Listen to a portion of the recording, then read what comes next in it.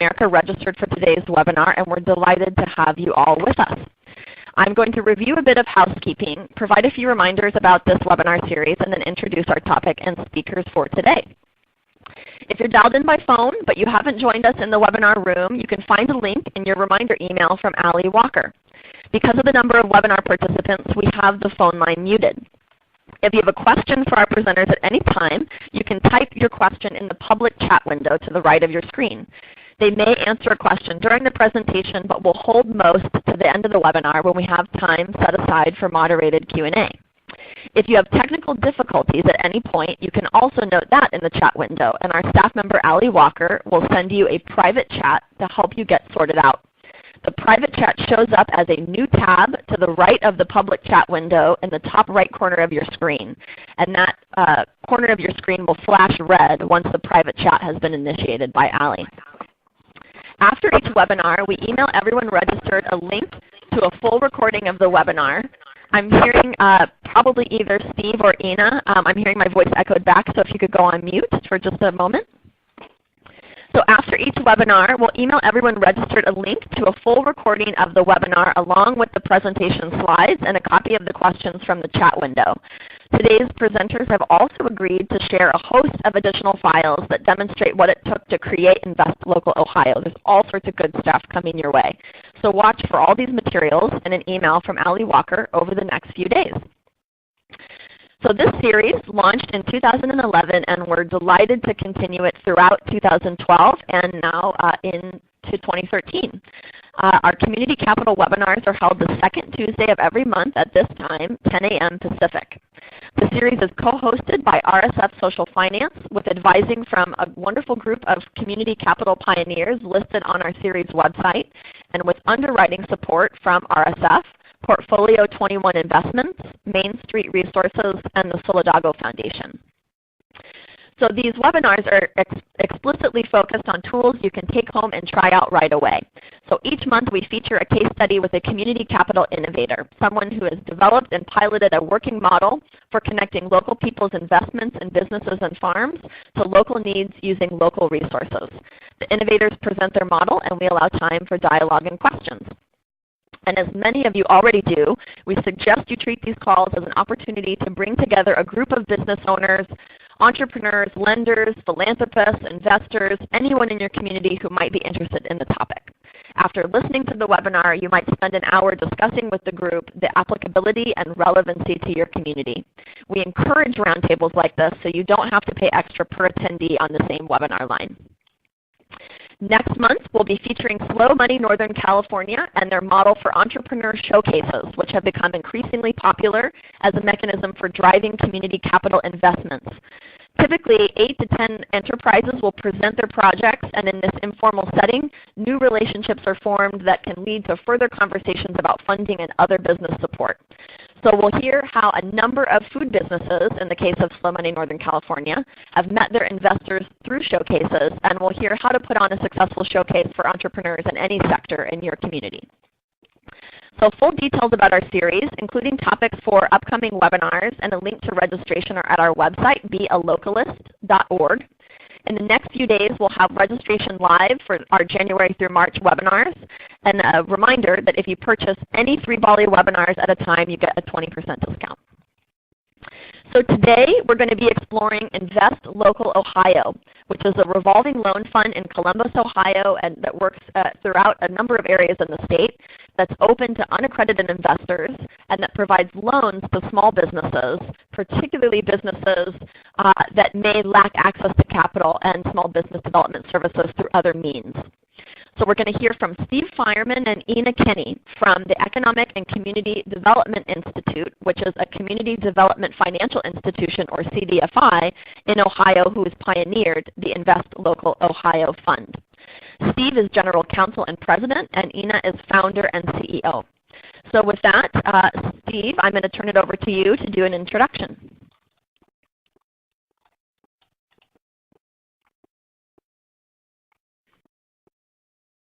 And a reminder to come off mute if you went on mute. Thank you, everybody. Thank you, Alyssa. Really appreciate the opportunity to present, and we appreciate being part of BALLE and Seoul here locally. On the line with me from Cleveland, Ohio, our Cleveland office is Ina Kinney, and she is our founder and CEO. And as Alyssa said, I'm the President and General Counsel. What we're going to do for the first few minutes of our presentation is provide some context and background on ECDI, because I think that's really, really important and to help everybody understand why, in fact, we pursued our own loan fund, our own organic local loan fund, Invest Local Ohio. But in order to kind of get you there, I need you to understand where we've been. I've been with ECDI full-time since 2008. I was a founding board member, and prior to that, I had served on another board of an organization here in town, and that's where I met Ina Kinney, who, like I said, is our founder and CEO, and she's in our office in Cleveland. Ina? Good afternoon, everybody, and thank you for joining us. In order for us to give you context of ECD, I want to spend a couple of minutes and talk to you about how we started and why we ended up setting up an Invest Local Ohio fund. So from the beginning, ECDI was founded in 2004 as an economic development engine for the micro-entrepreneurs in the state of Ohio. We have to date assisted and created 2,000 businesses and 4,000 jobs. We'd like to say that we create a business a week, a job a day. And since 2004, we've also been able to capitalize businesses in an amount of $15 million. And we'll have more information on all of those programs as we move through our presentation. Our mission is to invest in people to create measurable and enduring social and economic change. And that is very important to understand, because we're not only about investments, we're also about making sure that our clients have the best foothold in order for us to make loans to them. In order for us to capitalize them, we have to provide a lot of services to startups and expanding businesses, because they cannot succeed unless we provide comprehensive services that include training, technical assistance, and also access to markets. Right now, what we'd like to do is we'd like to go through a video that kind of gives you more information on ECDI and our Invest Local Ohio program. Great. So I'm pulling up the video right now, and everybody should hear the audio through your computer, but if you don't, let us know, and Allie will help you pull it up on your own computer. So here we go.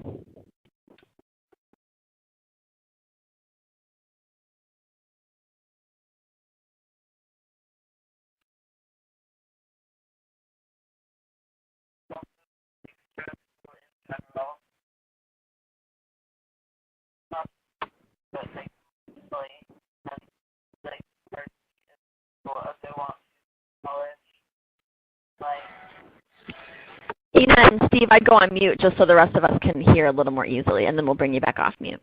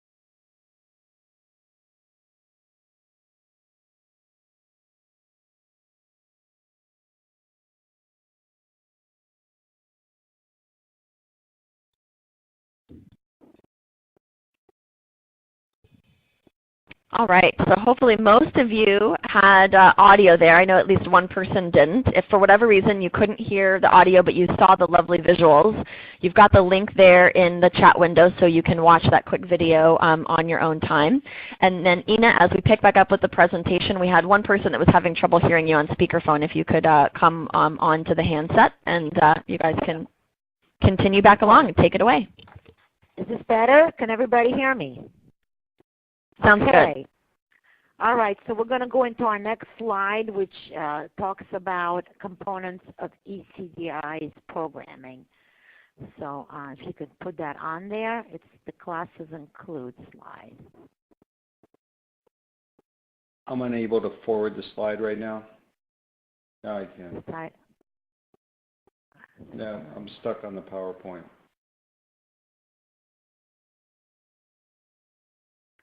Okay. I guess we're experiencing some technical difficulties. Allie, I don't know if you could help us out with this.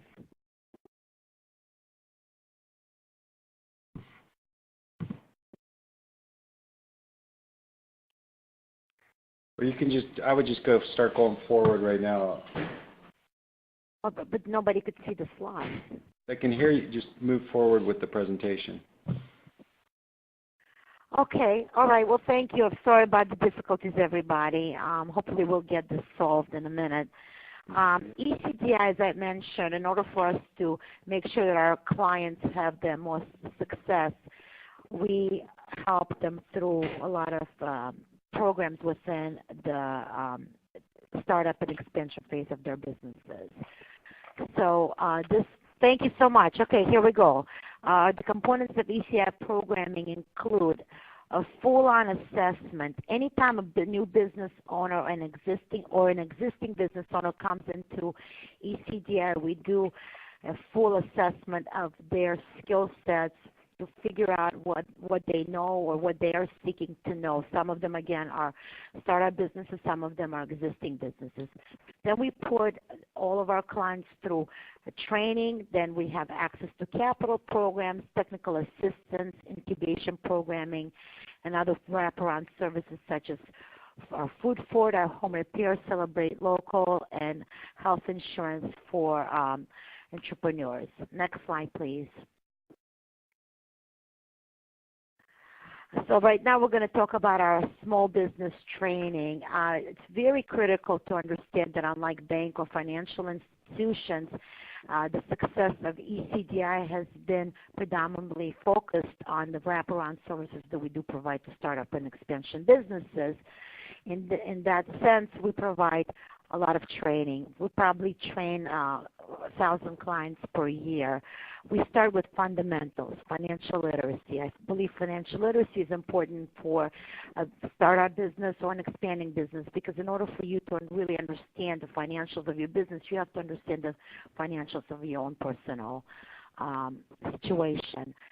Then we have classes that focus on business startup and running of your business. We have business plan clinics. We have clinics that talk about how to apply for a loan, preparing a loan package, and also expert classes. Next slide, please.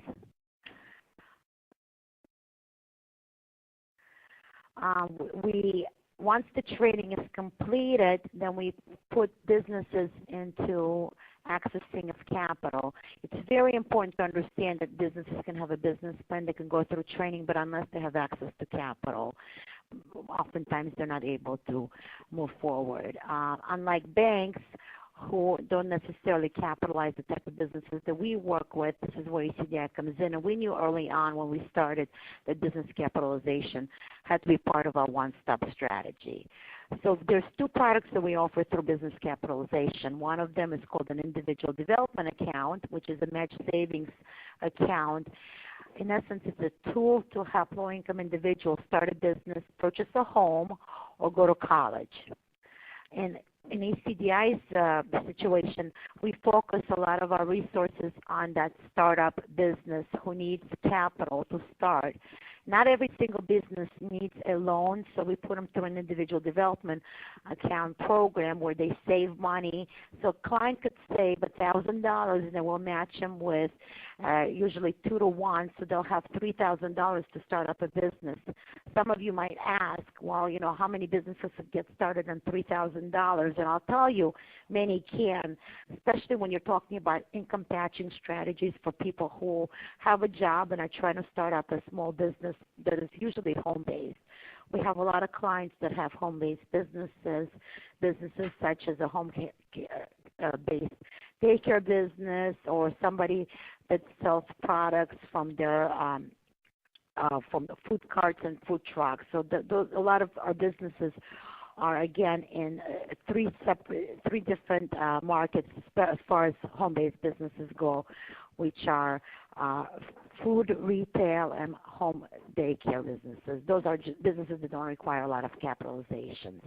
ECDI has one of the larger IDA programs in the country. To date, we've done about $2 million in assets for low-income individuals. And IDAs are primarily for low-income or moderate-income individuals. Not everybody qualifies for an individual development account. Steve, if you could. Lending is another part of our access to capital, and again, as I mentioned, once a lot of individuals might, you know, do get into a loan with us. Our loans range from $500 all the way up to $100,000. We are a CDFI, which is designated U.S. Treasury Community Development Financial Institution. We're also a semi-loan intermediary, meaning that we borrow money from a Small Business Administration and we loan it back out on the street. In 2012, we lent $1.9 million and created 144 jobs and retained 164 jobs. So again, it's very important to understand that we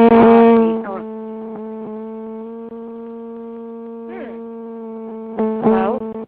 I have never heard a noise like that on our webinar line before. Oh, it's just gone away. I think it's actually went away. Okay. So apologies for the noise. If we go into the next slide, you could see that our footprint is 48 counties out of 88 counties in Ohio. That means that we provide loans and services in all of these counties. Next slide.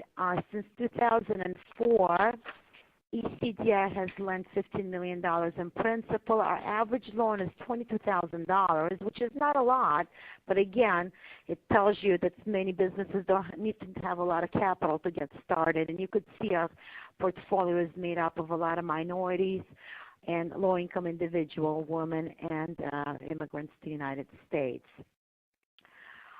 Next slide, please. In order for us to make sure that our businesses are successful, we also provide them with other services, what we call access to markets. In 2009, we created a food forward business incubator. And that is the reason for that is because we were seeing a lot of clients who were coming to ECDI who are in a food-based businesses and we wanted to help them. So we created a food forward, and food forward allows clients to have access to capital, and this is again for food-based clients. We provide them with food-specific business development services. We also have food carts and food trucks that we either store or we actually own ourselves, and we rent them to our clients on a daily, weekly, or monthly basis. The food forward also has a commissary where our clients can store their products and their carts. And in the last 6 months, we opened up a commercial kitchen and bakery. Again, this is a way for us to help our food-based clients who do not have access to commercial kitchens. As you know, it's very expensive for somebody to go into a food-based business such as a catering business. And so by providing them space and opportunities, they're able to really focus on creating a product as opposed to looking for or spending money on a commercial kitchen. Steve, would you like to talk a little bit more about our food forward? Well, I think you covered it pretty well. I mean, the most important thing for us is it's the ultimate form of technical assistance in assuring that we have strong businesses that can grow and that can become more scalable. Many of the businesses that we fund and continue to fund start off as 1, 2, maybe 3-person or partner businesses. And by providing a facility and an incubator such as the food fort, we enhance their ability to scale in a more efficient and faster manner, because they obviously don't have some of the capital costs associated with early dollars into a business, so they can grow their business in terms of marketing and employees a lot quicker. So that's what we found. Thank you, Steve. Also, it's very important to know that for a lot of our food-based clients, we help them with access to markets such as grocery stores, and the store that we created with one of our partners at Eastern Community. It's a mall in Columbus, and it's a very high-end mall, and we created a store called Celebrate Local, and that will the next slide will talk about that. Oh, this right here, by the way, Luna Burger is one of our clients who we've capitalized. They went through our training, and they have vegan burgers that they sell all over the country now, and they've created a lot of jobs. Most of the businesses that we assist have anywhere between 5 and 10 employees. However, many of the businesses that we've started over the years have over 100 employees. So microenterprise or economic development is really a strategy to create jobs and retain jobs. So if we go into the next slide, which is Celebrate Local. Celebrate Local is another one of our Access to Markets programs. It's a pop-up store. It was supposed to have been a seasonal store, showcasing local handmade and artisan goods. However, through our partnership with Eastern Community Foundation and the Steiner Group, which are the owners of this mall or managers of the mall, we have been in that space for over a year now. The focus of that was to create an opportunity for our clients who are vendors or retailers to have access to a facility where they could sell their products. As you know, a lot of retailers just really don't have an opportunity to sell their products because it's very expensive to start a store. By creating this store, we now are able to serve 200 plus local vendors. It's a store it uses a consignment model, and the store was donated through Eastern Community Foundation. It also has a beer and wine license. And the next slide will show you this actual rendering of the store. It really has been a phenomenal opportunity for many local retailers to have access to a facility where they could sell their products. It's been very successful, and a lot of people are making money off of this, so we're very proud of this endeavor. Our next, if you would, the next slide. We also created a home repair program back in 2005. And again, this is a way for us to assist our clients. It's very important to understand that once we put our clients through training and access to capital, our goal is to make sure that they succeed in their businesses. So by having these access to market programs such as Celebrate Local, such as Food Fort, and such as the home repair program, we're able to throw business to our clients, in essence, helping them get to the next phase of their business capitalization and creation. The home repair program allows us to do just that. ECDI has contracts with City of Columbus, Franklin County, Ohio Department of Development, and Columbus Foundation. We act as a general contractor, and we go into homes of senior citizens and disabled, and then we contract the work back to the contractors who are part of our network. They might be our portfolio clients, or they might be our training clients, and then they go out there and they provide services to the needy population. Again, it's a great way for us to not only help our clients but also help the needy senior citizens and disabled in our communities. Okay, Invest Local Ohio. I'm going to go ahead and open that up, and then this was something that Steve Fireman actually put together, so I'm going to have him talk mostly about this.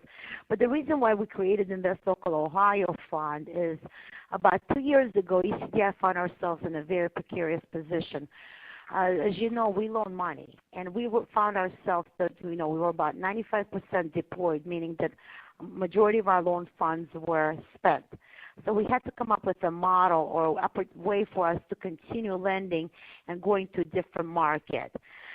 Just a little bit more information on our loan funds. Currently, ECDI manages or owns 28 loan funds in Columbus and 8 loan funds in Cleveland. That means that our loan funds are capitalized by United States Treasury, by Small Business Administration, various counties, cities, banks, and Invest Local Ohio participants. When we give a loan to a client, we might have 3 or 4 or even more participating entities within that loan, meaning we can have SBA, Treasury, Department of Development, and the City of Columbus be all part of one loan. What that does for our funders is it allows them to A, mitigate risk, and B, allows them to leverage resources. So with that, I'm going to let Steve Fireman talk more about Invest Local Ohio Fund. Thank you, Ina. And Steve, this is Alyssa. I'm going to give you a time check. Typically, we'd be wrapping up the presentation in about 5 minutes, but maybe take about 10 and go into as many details as you can, and then we've already got some questions going in, and that'll take us into the Q&A. Okay, great, and thank you. And that last point that Ina brought up is such a critical point in terms of how we do our business here at ECDI.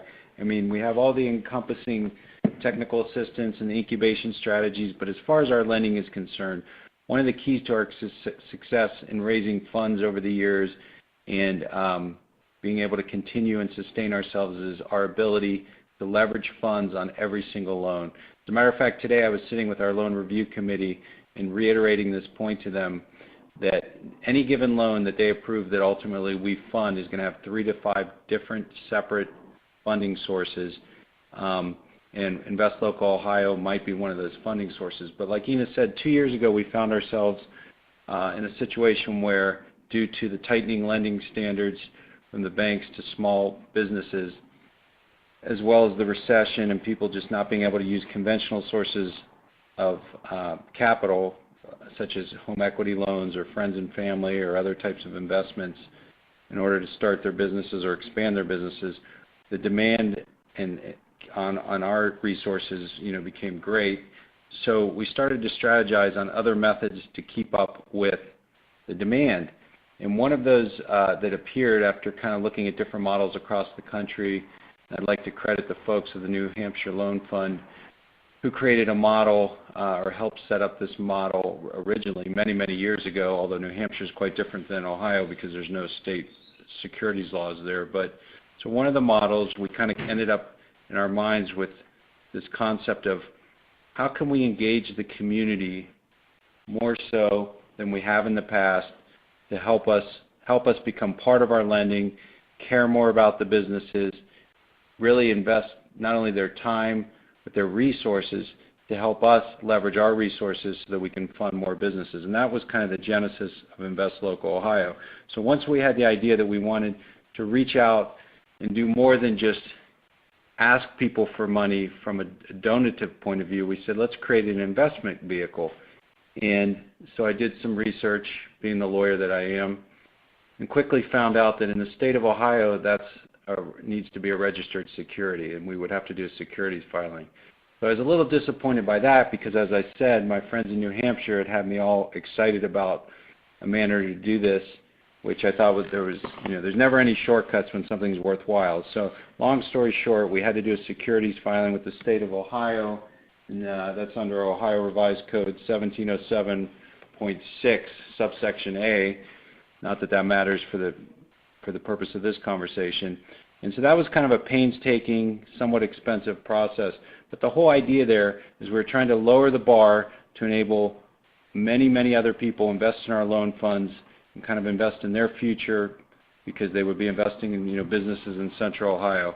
So we were successful in getting our filing approved, and it was a very kind of strict filing in that the first tranche that we got approved for was that we were able to raise money or investment money for $1 million in total, and that's the amount that we're allowed to raise until it's subscribed. And in doing that, we have to ask people to invest a minimum of $1,000 at a time, and their investment has to be for a period of 3 years, which they can get a return of 2%, or 5 years, and they'll get a return of 3% over that time period.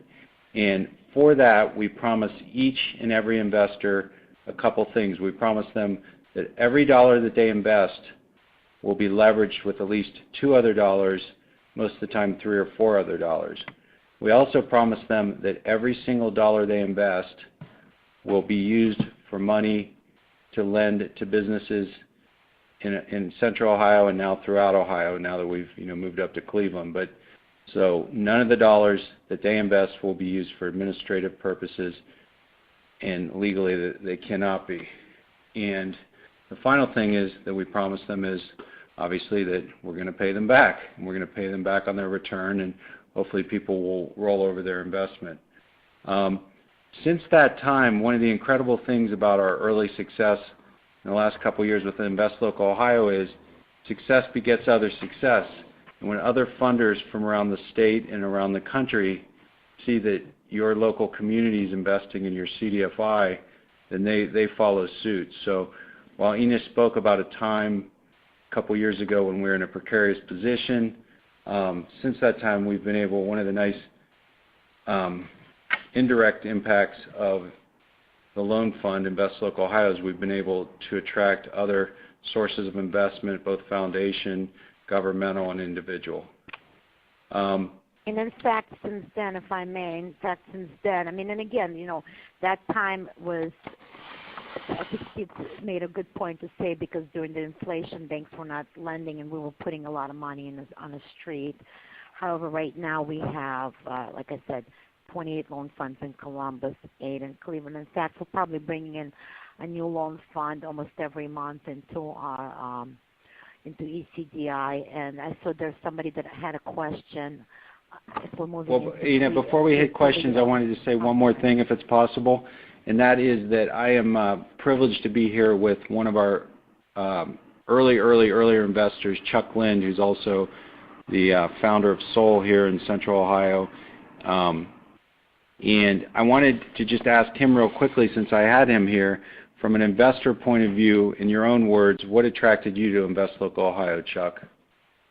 Well, ECDI was one of our founding partner organizations when we set up the Support Our Local Economy, or SOUL coalition, and we also have a Think Columbus First campaign as part of that. But I was attracted, like most of the folks in our network, with the notion that we had an innovative community capital system right here in Columbus and Central Ohio. So I was attracted, and I would say, since our group has had 3 or 4 informational seminars which we've held at ECDI and encouraged folks to invest, it's an easy sell. People love the concept. It does take a little longer for people to get comfortable with moving their money, crashing out a CD, moving it into actually doing this. But that's been attractive because we see the value of local. And when we basically contrast what their typical money market or investment fund is invested in the global financial casino, that's the familiar term we're familiar with in Valley, and here's an opportunity to invest local. So it's been very attractive as an idea, and I think it's going to definitely continue. And the last thing I want to say with regard to Invest Local Ohio, and I know we want to open this up for questions and we want to respond to all the questions we can, and is that, and I was remiss to not say that, after the filing and what we end up with, if somebody wants to invest in Invest Local Ohio, they receive an offering circular or memorandum, which they're asked to review. It's quite lengthy, but it was at the requirement of the state. Then they will receive a note and a subscription agreement. The subscription agreement essentially lets us know and have proof that they've gotten the memorandum, they've gotten the note, and they understand it. And it says, some other technical things like that they promise that they represent that they're not investing more than $10,000, more than 10% of their liquid assets. And so that's the documentation. The closing is quite simple and painless, although the documents are quite long, but that's just what we were left with. That's the regulatory requirement. So I just thought that everybody would want to know that as well. So do we want to go into questions now, Alyssa? Sure, and you had a slide or two you hadn't gone through yet if you want to take just a moment, or do you want to jump to questions now? Your choice. Well, the last couple slides, the last slide that I just put on was just an almost complete list, but I see it's still lacking of our investors and funders of ECDI, and this includes all programs, both lending and the programmatic, the IDA program, as well as the home repair program. And then for those that had questions about ECDI, just to give you a little bit more background, we have 7 staff in Cleveland. We have 36 staff in Columbus. Our annual budget is $10 million. Our funding comes, as Steve says in this last slide, from many sources, from federal sources, from state sources. You know, about 60% of our funding is grant related, and out of that 60%, about 60% of that is from federal sources such as SBA, the Treasury, HHS. Then you go into the state funding, county, city funding. We administer a lot of loan funds through city and county, what is called community development block grant dollars. We have 8 years of experience in that. In fact, when we go into new markets, oftentimes the funders from those markets, from the cities and the counties, come to us and they want us to administer their loan funds because it doesn't make sense for them to do so themselves, because again, it's very prohibitive, because we do service all of our loans. We provide technical assistance. For many of the municipalities, it's prohibitive for them to do so because they just can't afford it. And because of our leverage point, we're able to do that. We also receive a lot of funding from foundations. Ina? I'm gonna pause you right there because I think it's all very helpful background information about ECDI and the context that allows you to do this work, but there's a bunch of specific questions about ILO. So I'd love to jump in there, and then we can keep exploring the context as we go along, if that's all right. And so that's perfect. Thank you so much. Absolutely. Perfect. And you got us started very well with some of the questions about how do you support yourself and what the context is, and I think that's critical to understand.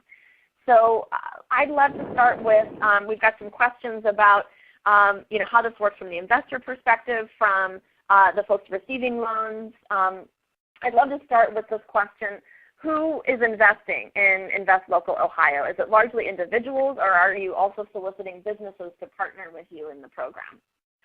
I'm going to go ahead and start and then have Steve finish up. It's both. Perfect. We have institutional investors, we have individuals, we have colleges, we have clubs, we have corporations. So it's just a myriad of different investors. And Steve. Thank you, Ina. And that's one of the reasons I wanted to have Chuck Lind here, because he's a perfect example of someone that was a founding investor, if you will. And as he said, he's brought us several groups of like-minded people who have ultimately invested. They've listened to our presentation, and we've had, it's not even a presentation so much as a discussion, and we've probably had 6 to 8 investors, individual investors in that regard. And investors, obviously, like I said, minimum of $1,000, but we've had investors invest up to $50,000 at a time. So that's a great segue to a question about, there were some questions. What's an average, investment amount? They're really all over the board, and because some of them are institutional, some of them are individual. Like I said, the range has been, there's been a lot of $1,000 investments. It seems like there's been several $2,500 investments, a couple really big ones. Really big ones would be at $25,000 to $50,000. So I can't really say an average. I could average. Well, I think an average, that's helpful. but they're all over the board. They're either the minimum or they're pretty big. And what's the ratio between charitable contributions and investment contributions, since folks have those 2 different choices for how to invest their money in the fund? We're still kind of Well, I was just going to say that we're still really in phase 1 of the campaign, which is focused on the investment model. We have had some donations, and we expect that as we term out some of the investments, people will just roll them over into donations. But we're going to really focus in our second phase on a donation strategy to support and for the investment loan fund. So it's kind of two different strategies within one larger strategy. Sorry, Ina, go ahead. No, that's exactly correct. We wanted to focus more on an investment strategy. And one of the reasons, to be honest with you, is because, ECDI as a nonprofit, it's been around for 8 years in Columbus, Ohio. On a donation end, we are competing with larger nonprofits such as Salvation Army, the United Ways.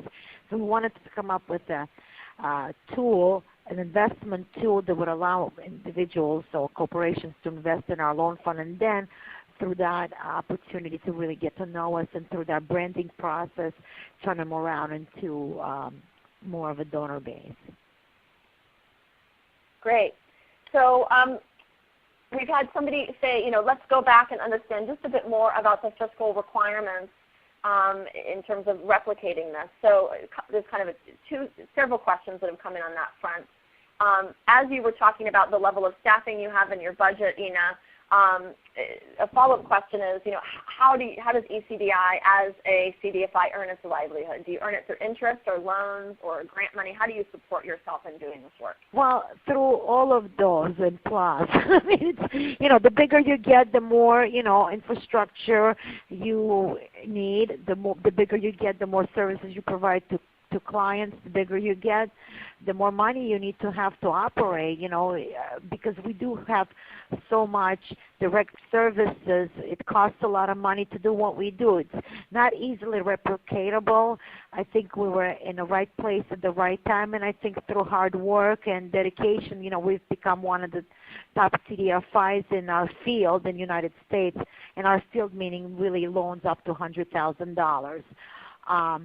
Our revenue comes from grants, from individual support, and frankly from a lot of earned income. What we'd like to think of ourselves as really a social enterprise entity, because we do earn about 40% of our income comes from unrestricted sources, meaning from our loan that we have on the street, from our food fort, which is a social enterprise, and from other businesses that we have created and LLCs over the years. I hope that answers your question. And I can add a little bit more to that in just saying the reason why we wanted to spend so much time on kind of this contextual basis and the foundation of ECDI is because I'm a firm believer, and have been told by our council that helped get Invest Local Ohio approved with the state, because nothing like this has ever been approved or really attempted. It was that foundation, that asset base, the fact that there were a lot of federal funders that had invested or in us, like SBA and CDFI, as well as many others. And so it wasn't just ILO in a vacuum and let's just create a loan fund, without an entire infrastructure, both financial as well as human resource infrastructure to support it. I think that's pretty critical to understand. That's so important to understand, because I don't think, I wish somebody could create a similar model in other parts, in other parts of the country, and I encourage all of you to do so. However, unless you have those other services such as, technical assistance, training, or other loan funds, I don't know how possible that would be. And can you speak to, as folks are thinking about replicating this, if they're at a foundation, if they are, what kinds of actors do you see replicating something like this, or do you think it's specific to being a CDFI strategy? Well, I believe that, first of all, many banks and many foundations and actually governmental sources are moving more into investing money in what is called a community development financial institution. It's a designated treasury term, and we could certainly send more resources on that terminology and what it means to become a CDFI. I mean, all of our processes, all of the internal and external implementation that we have as far as loans and compliance, and also, going through the audits, really allows us to do what we do, because there's a lot of back office work that has to go into originating and servicing these loans. As we mentioned earlier, any given loan might have 3+ loan funds in there, and that's why I believe ILO really works, because we're able to tell our investors, for every dollar that you invest in Invest Local Ohio, we're able to bring a minimum of $3 other dollars from other sources.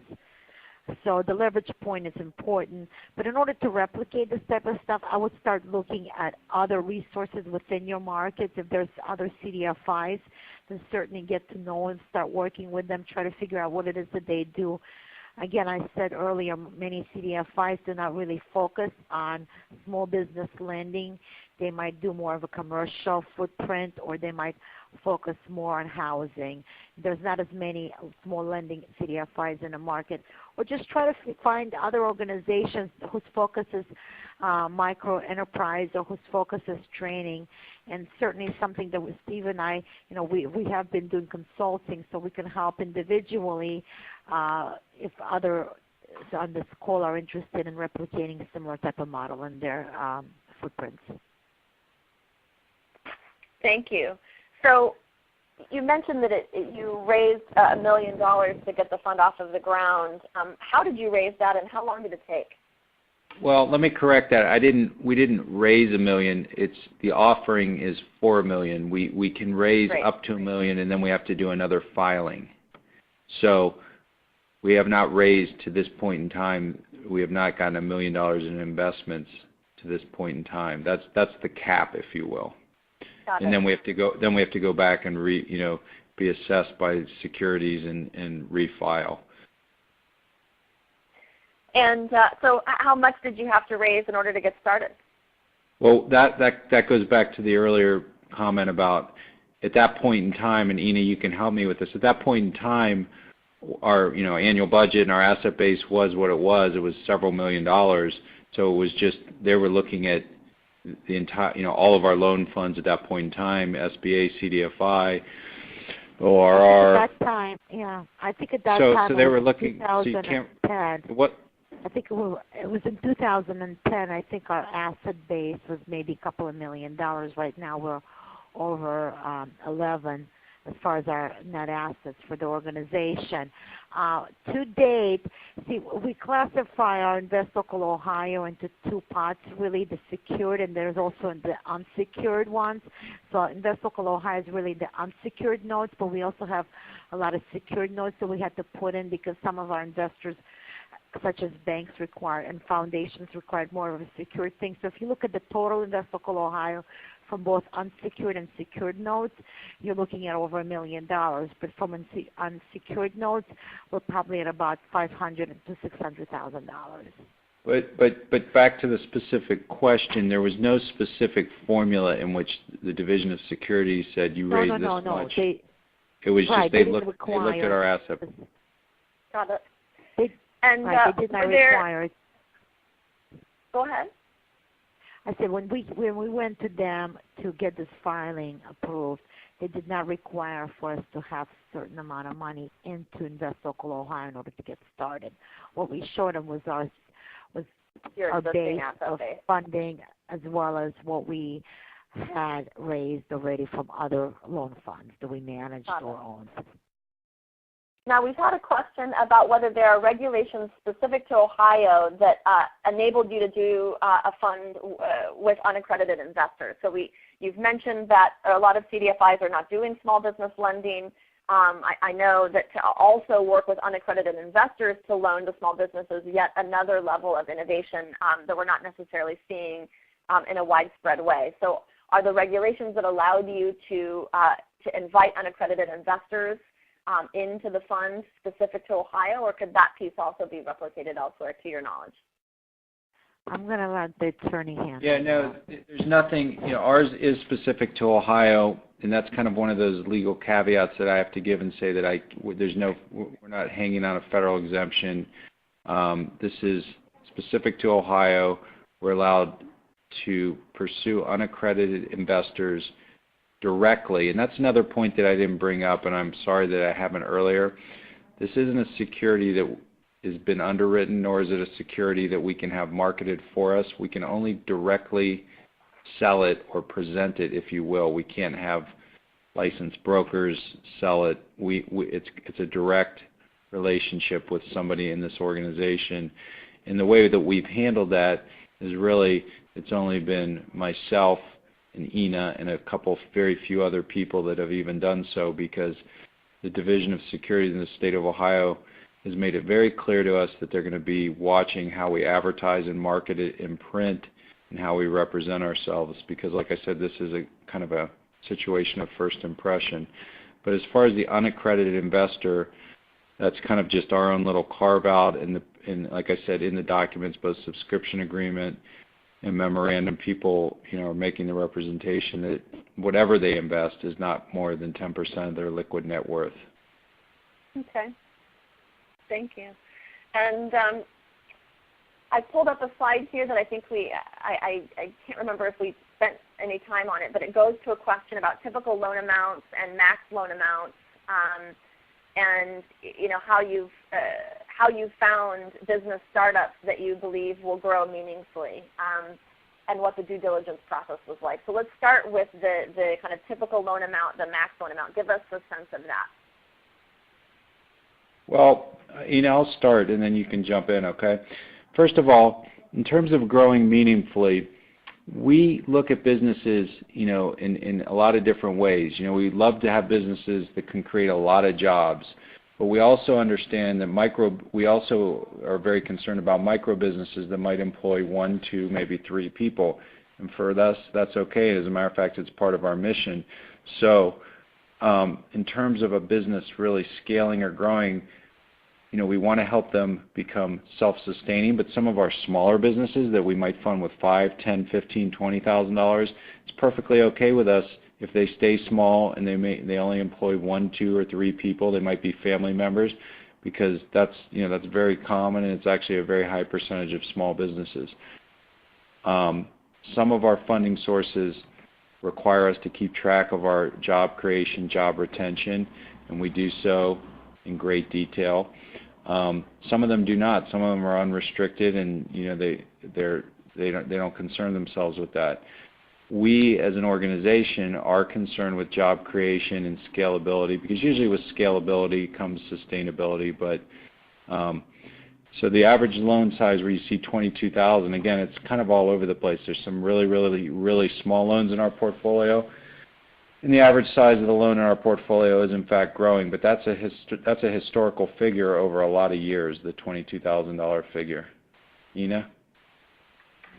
I think you answered it pretty well. I mean, one of the questions was, how do we assess businesses, and how do we figure out who's going to be part of our portfolio? And I think a lot of these questions. I think part of it was the due diligence process as well. So, how do you find them, and then who conducts the front-end due diligence? Okay. Well, finding these businesses, oftentimes we don't have to look. Look at the economy. People are coming to us. We have 2 processes for assessing and underwriting. One is an internal process. All loans under $25,000 go through an internal underwriting. We have staff in place. A lot of our staff, that's all they do, is they're on the ground working with businesses. We look at 5 C's of credit. We also, obviously, for credit scores, we have to have their financials, part of the business plan classes that we put them through. We'll have all of that information to make that decision.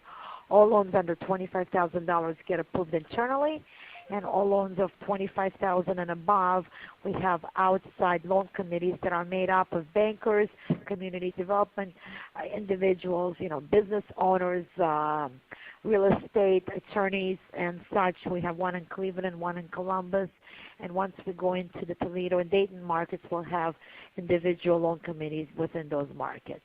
Once the loan is approved, then we start our underwriting.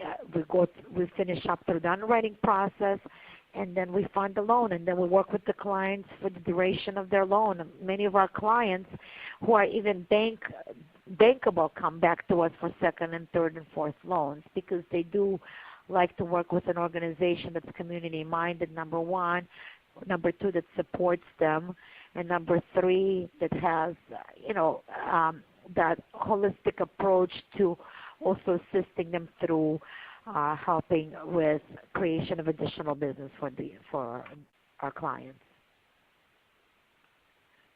Great, thank you. And we're running short on time, and so we'll do one more question here, and then for the couple questions we didn't get to, I'll see what I can do to work with the ECDI staff with our follow-up materials to maybe get some answers. And Allie is going to post here in the chat window the email address for Steve in case anybody would like to follow up also on getting some consulting, some more in-depth consulting from ECDI in looking at replication in your community. So one final question here. We had a question. You provided individual investors with a shorter time horizon for repayment than the loan term for investments. Can you speak to the challenge of differing terms and what challenges that presents to you? Ina? I just disconnected. Alyssa? Alyssa, can you repeat the question? Sure. It says you're providing individual investors with a shorter time horizon for repayment than loan terms for investments. Can you speak to the challenge of differing terms, the challenge of offering different terms? Well, okay, shorter. I'll go ahead and. Okay, I'm sorry. Do you want us to go ahead, Steve? Go forward. Go ahead, Ina. I think because we have built up a portfolio in unrestricted income and reserves, we're able to do that. I mean, to the weary, it's not that easy to do because once a year we have to provide our investors with information of how much they earned over that period of time, and then come up with a dividend amount. So again, because we do have reserves, we're able to do that. Steve.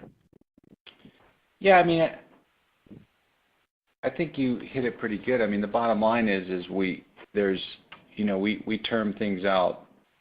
Most every loan is 60 months, some are 72, and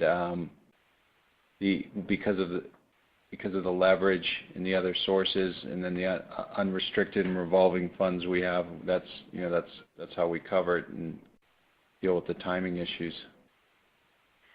And then lastly, I think our commitment to our funders, specifically to investors, it has to be really taken seriously because this is was a new product for us, and part of that commitment was also not to take any funds from our investors for operations as well. So 100% of the ILO funds that are used as an investment are put right into the businesses.